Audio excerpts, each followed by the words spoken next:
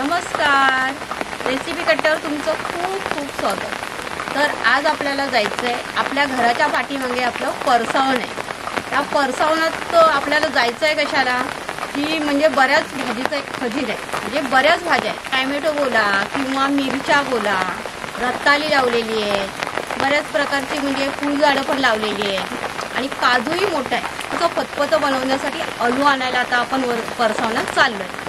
तर कसं आहे ना, आलू म्हटलं ना तर दोन प्रकारचं असतं। आलू एक प्रकारचं असतं ना, ते असे जरा म्हणजे एकदम पानं अशी जरा जाडसर असतं आणि त्याची वडी बनवतात आणि थोडं कालपट असतं, तर त्यालाही आलू बोलतात। दुसरं आहे ना, त्याला गावी आहे ना तेरं बोलतात। शक्यतो आपण म्हणजे मुंबईला किंवा असं आपल्या तोंडाला जास्त करून आलूच असतं, तिकडे गावी आलू बोलत नाही, तेरं बोलतात। तर चला आपण आता तेरं कापायला जाऊ। आता तेरं कापून आहे ना, तेऱ्याचं आपण फतफतं बनवणार आहोत। हे बघा, हे आपल्या आलूची बाग आहे बघा, कसं एकदम मस्त हिरवगार आहे।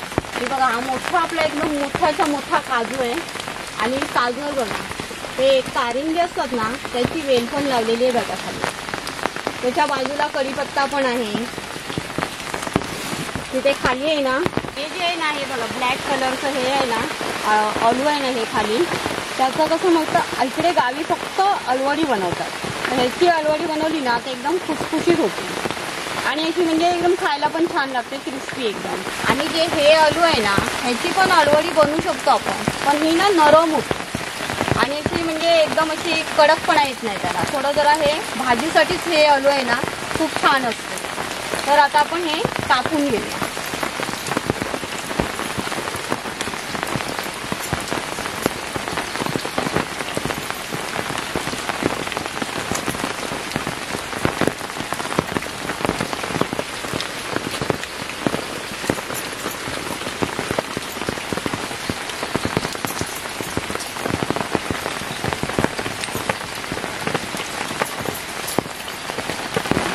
हे आहे ना असं देठापासून घेतलेलं आहे बघा, हे बघा असं देठापासून कापून घेतलेलं आहे। हे देठ आहेत ना, हे पण आपल्याला घ्यायचे आहेत आणि भाजीमध्ये आहेत ना हे देठ पण आहेत ना खूप छान लागतात। तर आता हे आपण आहे ना साफ करून घेऊया आणि त्याची भाजी बनवूया। हे आहे ना आलू आपण आणलं आणि धुवून घेतले बघा, तर धुवायची गरज नाही कारण पाऊस खूप लागतोय, पण तरी धुवून घेतलं मी। थोडं कसं माती वगैरे उडते ना म्हणून धुवून घेतलं। आणि हे आहे ना असं कापायचं थोडंसं हलकंसं आणि असं कापूस असतो हा, जे सालं बोलू शकता, कापूस बोलू शकता, ते अशी काढायची। ही प्रॉपर काढली ना की म्हणजे खायला वगैरे आपल्याला त्रास होत नाही त्याचा। कोवले आहेत म्हणून काय एवढी आहेत नाही याला असं। आणि जे हे दांडी आहे ना ती पण आपण अशी कापायची आणि असं त्याचा कापूस निघतो बघा।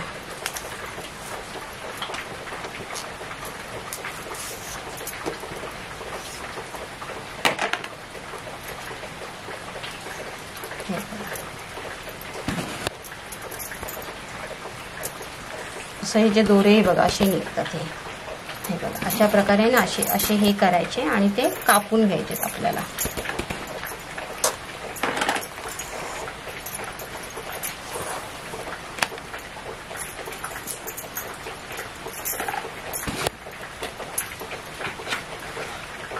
एकदम अलगद काढायचं, मग व्यवस्थित निघते। असं हे साफ करून घ्यायचं।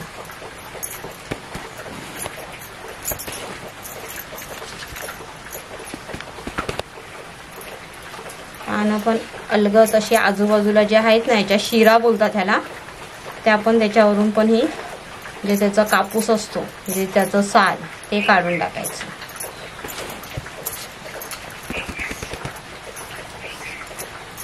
अशा प्रकारे ना हे सर्व आलू आपण साफ करून घेऊया। हे बघा साफ करून झालेलं आहे, हे पूर्ण असे देठ काढून घेतलेले आहेत आणि ह्याची सालं पण अशी म्हणजे देठांची काढून घेतलेली आहे। तर आता आपल्याला ना कापायचं आहे। तर कापताना काय करायचं, ही दोन पानं घ्यायची आणि त्या दोन पानांच्या मध्ये आहे ना ही जी देठ कापलेली आहेत ना ती ठेवायची, अशी थोडी पाठीपुढे ठेवायची आणि हे असं फोल्ड मारायचं असं आणि हे कापून घ्यायचं।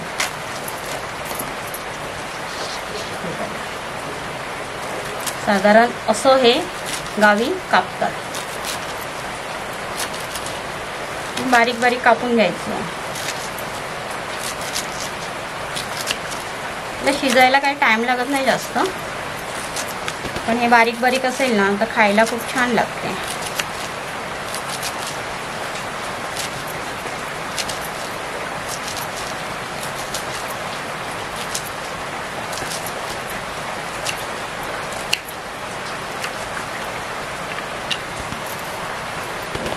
असं कापून घेतलंय आणि मी याचा पोपात टाकतो. आता आपण आहे ना सर्व जे आलू आहे ना आपलं ते कापून घेऊया. दोन भाग केले ना पटापट कापून होते. हे बघा मस्त अशी ना कापून घेतली भाजी. हे कापून झालेली आहे. भाजी कापून झाली ना की आपल्या हाताला बघा असं थोडंसं असं ना मेहंदीसारखे असे कलरिंग होतात आपली बोटं.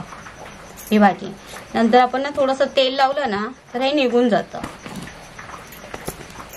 तर आता ही भाजी तर कापून झाली.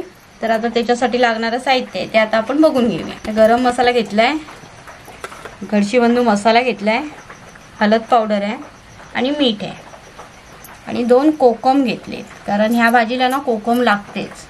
आणि फोडणीसाठी लसूण आहे, 2 मिरच्या आहेत आणि हे वाल आहे. गावल्याला पावटा बोलतात. तर हे वाल आहेत ना इकडे ह्या भाजीत सोलून आम्ही टाकत नाही. आम्ही हे सालासकटच ह्याच्यात टाकतो आणि खायलाही छान लागतात. हे सकाळी भिजत टाकलेले आणि आता संध्याकाळी आपण भाजी बनवतो ह्याची. म्हणजे एक 7-8 तास भिजले की तरी पण ते भिजून जातात व्यवस्थित. हे बघा हे पाणी आहे ना, 1 तांब्या पाणी आहे ना गरम करायला ठेवले आणि त्याला ना मस्त उकळी पण आलेली आहे बघा. तर आता हे बघा उकळी आले मस्त पाण्याला. तर आता त्याच्यात आपण आहे ना हे जे तेल आहे ना ते त्याच्यात टाकणार आहोत. म्हणजे काय लवकर शिजल्या पण जातं आणि गावी एक असं बनवतात. म्हणजे आमच्या आई तर अशीच बनवते, तसंच मीही बनवते. आईची रेसिपी आहे. काय ना आपण हे आलू आहे ना गरम पाण्यात टाकलंय, थोडंसं हलकं असं मिक्स करून घेऊया. हे बघा आता हे मस्त असं मिक्स करून घेतलंय बघा. हा आता याच्यात आहे ना हे वाल आहेत ना ते आपल्याला टाकायचे. ते बघा गावी याला पावटे बोलतात. तर हे वाल आपल्याला याच्यात टाकून घ्यायचे.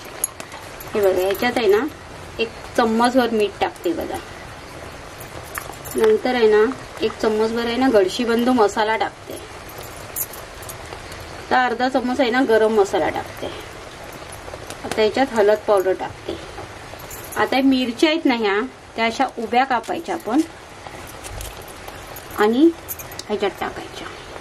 आता हे असं मिक्स करून घ्यायचं आणि एक 15 ते 20 मिनिटं आहे ना ह्याला शिजायला ठेवायचं. 15 ते 20 मिनिटं शिजलं की त्याच्यानंतर आपण ह्याला फोडणी द्यायची. हे ना नदीतली दगड असते, ह्याला ना गावाला ठिकरी बोलतात. ह्याची फोडणी दिल्याने जेवण एकदम भारी लागतं आणि चविष्ट होतं. तर आता ही आहे ना आपण ते ना अशी पेटायला ठेवूया, म्हणजे गरम व्हायला ठेवूया. हे बघा हे आहे ना आता शिजलंय. ह्याला आता फोडणी द्यायची बाकी आहे. तर आहे ना असं थोडंसं असं ना घाटून घ्यायचं, असं म्हणजे थोडंसं मिक्स करून घ्यायचं. आणि तुम्हाला जर असं एवढं पातळ पाहिजे असेल ना तर तुम्ही ठेवू शकता. मी आता फोडणी देईपर्यंत थोडं घट्ट होईल. हे कसं म्हणजे रस्सेदार असेल ना तेवढं कसं भाकरी बरोबर खूप भारी लागते. हे बघा ही भाजीला ना आता फोडणी द्यायची. तर त्याच्या अगोदर आहे ना आपल्याला हे कोकम टाकायचे. हे बघा म्हणजे 3 भाग केले ते कोकम टाकते आणि मस्त असं मिक्स करून कोकम टाकल्यावर ना फक्त एकच उकळी येऊ द्यायची. बघा एकदम मस्त असं ना गरम झालंय बघा. एकदम असं म्हणजे दगड आहे ना एकदम भारी गरम झालेलं आहे. तर त्याच्यावर आहे ना ही लसूण ठेवायची. लसूण ठेवली ना की तेल टाकायचं. चम्मचभर मी तेल टाकलेले.